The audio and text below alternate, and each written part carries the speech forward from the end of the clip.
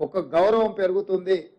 ఆ విధంగా మీరు ముందుకు వెళ్ళాలని తెలియజేస్తూ, అదేవిధంగా భట్టి విక్రమార్క గారు కొన్ని అంశాలను ప్రస్తావించారు. యంగ్ ఇండియా స్కిల్స్ యూనివర్సిటీ గురించి.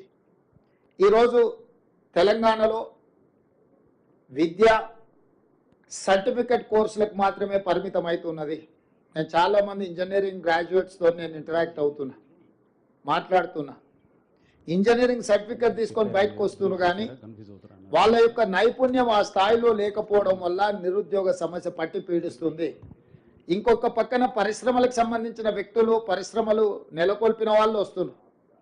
మాకు హ్యూమన్ రిసోర్స్ తగ్గిపోయింది, మా దగ్గర నియామకాలు చేపట్టాలంటే అసలు ఎవరు రావడం లేదు అని వాళ్ళు వస్తున్నారు. సో మేము మంత్రివర్గ సహచరులతోని ఆలోచన చేసినాం. ఒక పక్కన పరిశ్రమలకు సంబంధించిన యజమానులు నైపుణ్యం ఉన్న మాకు యువత దొరకడం లేదు అని చెప్తున్నారు.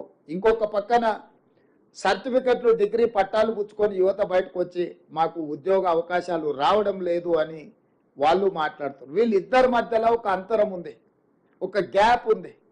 ఆ గ్యాప్ ఏంటంటే సర్టిఫికెట్ తీసుకొని బయటకు వచ్చే వాళ్లకు వృత్తి నైపుణ్యం లేకపోవడం వల్ల, చదువుకు తగ్గ అనుభవం, చదువుకు తగ్గ శిక్షణ లేకపోవడం వల్ల ఉద్యోగ ఉపాధి అవకాశాలు వాళ్ళు కోల్పోతున్నారు. అందుకే అన్ని రకాలుగా ఆలోచన చేసి ఈరోజు యంగ్ ఇండియా స్కిల్స్ యూనివర్సిటీని ఒక ఐఎస్బి, ఒక IIIT మోడల్లో ఎవరికైతే చైతన్యం ఉన్నదో, ఎవరైతే శిక్షణ పొందాలనుకుంటున్నారో, ఎలాంటి రాజకీయ ఒత్తిడులు లేకుండా వాళ్ళకున్న నైపుణ్యాన్ని దృష్టిలో పెట్టుకొని వాళ్ళకు అవకాశాలు కల్పించాలి అని ఈ యంగ్ ఇండియా స్కిల్స్ యూనివర్సిటీని మనం ప్రారంభించుకున్నాం. దీన్ని పూర్తిగా ప్రభుత్వ అజమాయిషీలో ఉంటే అధికార దుర్వినియోగం జరిగే అవకాశం ఉందని చర్చలు జరగడం, సిలబస్ కూడా ఎప్పటికప్పుడు మార్చుకోవాల్సిన అవసరం ఉంది. కాబట్టి ఆ సిలబస్ను నిర్ణయించాలంటే కూడా ప్రభుత్వంలో ఆలస్యం జరుగుతుందని కొంతమంది విఘ్నులు సూచన చేయడంతో కంప్లీట్గా ఇండస్ట్రీ డ్రివెన్ యూనివర్సిటీగా మనం ఈరోజు నిర్ణయం తీసుకున్నాం. దీంట్లో Mahindra group of companies chairperson Anand మహీంద్రాని ఈ యూనివర్సిటీకి చైర్పర్సన్గా మనం ఈరోజు వారిని రిక్వెస్ట్ చేయడం జరిగింది. తెలంగాణ రాష్ట్ర ప్రభుత్వం నుంచి ఈరోజు మహీంద్రా యూనివర్సిటీని ఎవరైతే నడుపుతున్నారో వాళ్ళని యంగ్ ఇండియా స్కిల్ యూనివర్సిటీకి చైర్పర్సన్గా మనం రిక్వెస్ట్ చేస్తే వారు ఆమోదించారు. ఈరోజు IIIT చైర్పర్సన్గా పనిచేసిన శ్రీనిరాజును కో చైర్పర్సన్గా పెట్టినాం.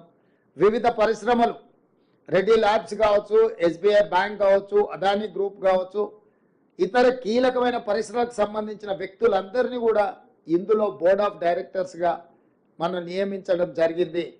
ఇందులో ప్రధానంగా నిధుల సేకరణ నుంచి శిక్షణ ఇచ్చే వరకు కంప్లీట్గా ఈ బోర్డే పర్యవేక్షిస్తుంది. ప్రభుత్వం కేవలం ఫెసిలిటేటర్ మాత్రమే.